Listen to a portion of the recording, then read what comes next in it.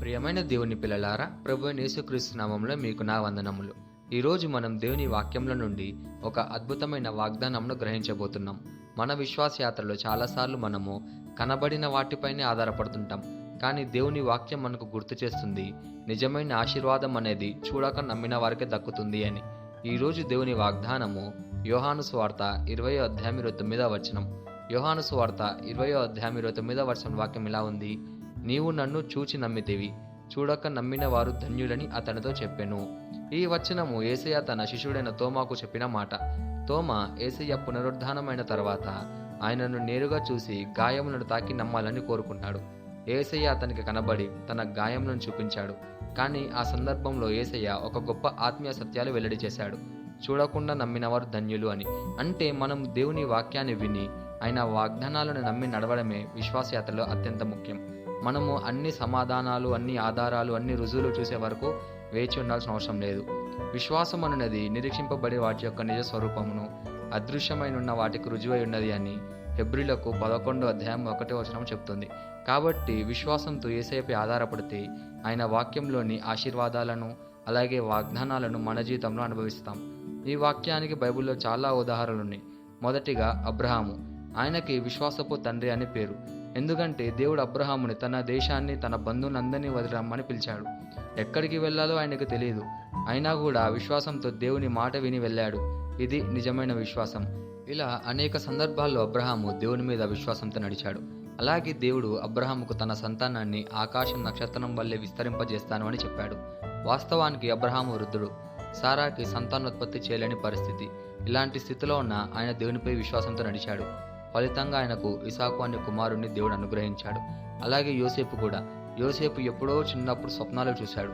ఆ స్వప్నాల కారణంగా, అలాగే తండ్రిని యాకోబు యోసేపుని వాళ్ళందరికంటే ఎక్కువగా ప్రేమించిన కారణంగా అన్నలు అతన్ని అమ్మేశారు. అతను చెరసాలలో పడివేయబడ్డాడు. అయినా యోసేపు దేవునిపై విశ్వాసాన్ని కోల్పోలేదు. చెరసాలలో ఉండి కూడా దేవుణ్ణి తనతో ఉన్నాడు అని నమ్మాడు. చివరికి ఆయనను దేవుడు ఐగుప్తు దేశానికి అధికారిగా నిలబెట్టాడు. అలాగే దావీదు కూడా. గొలియాతు ఎదుట దావీదు నిలబడినప్పుడు అతని చేతిలో ఒక రాయి మాత్రమే ఉంది. కానీ దావీదు హృదయంలో విశ్వాసం ఉంది. యెహోవా నామంలో నేను నీ ఎదురుకి వచ్చాను అని ధైర్యంగా చెప్పాడు. చూడక ముందే గెలుపు తనదే అని నమ్మాడు. అలాగే దేవుడు విజయాన్ని ఇచ్చాడు.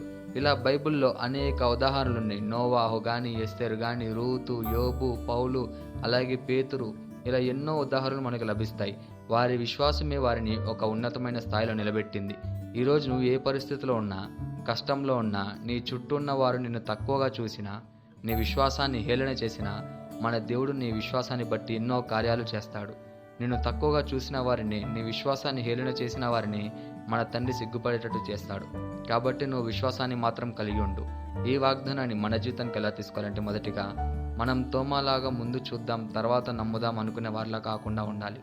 రెండవదిగా కష్టాల్లో, సమస్యల్లో ఉన్న దేవుని వాక్యంపై నిలకడగా నిలబడాలి. మూడవదిగా ప్రపంచం చూసి నమ్ము అంటుంది, కానీ దేవుడు ముందు నమ్ము, నేను చూపిస్తాను అంటాడు.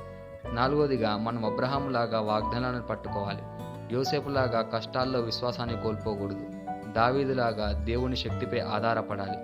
ఐదవదిగా పరిస్థితులు అర్థం కాకపోయినా, సమస్యలకు పరిష్కారం కనబడకపోయినా దేవుని వాగ్దానాలను గట్టిగా నమ్మాలి. ఆరోదిగా చూడకుండానే నమ్మే విశ్వాసం కలిగిన వారమే ఉండాలి. ఎందుకంటే ఆ విశ్వాసమే దేవుని హృదయాన్ని కదిలిస్తుంది. ఈ వాగ్దానాన్ని మనం స్వతంత్రించలాగా మనం ప్రార్థన చేద్దాం. మమ్మల్ని మిక్కిలిగా ప్రేమించిన ప్రియ పరలోకపు తండ్రి, నీకే కృతజ్ఞతాస్తుతులు, వందనాలు చెల్లించుకుంటున్నాం ప్రభువా. ఈరోజు నీ వాగ్దానానికి నీకే ధన్యవాదాలు చెల్లించుకుంటున్నాం ప్రభువా. నీ వాక్యం మంది చెప్పబడినట్లుగా చూడక నమ్మిన వారు ధన్యులని మేము అలాగే ఉండేలా మాకు సహాయం చేయం ప్రభువా. నా కష్టాలు తీరకపోయినా, నా సమస్యలు తొలగకపోయినా నీ వాగ్దానాలు తప్పక నెరవేరుతాయని విశ్వసించడానికి నాకు కృపనిమ్ము ప్రభువా. అనుమానాలతో కాకుండా విశ్వాసంలో నిలబడడానికి నాకు శక్తిని ప్రసాదించము ప్రభువా. నువ్వు నమ్మిన వారు ఎన్నటికీ సిగ్గుపడరని వాక్యం ద్వారా మాకు వాగ్దానం చేశావు ప్రభువా. ఈ వాగ్దానము నేడు నా జీవితం నెరవేరాలని ప్రార్థిస్తూ యేసుక్రీస్తు నామమున అడుగుచున్నాము తండ్రి, ఆమేన్.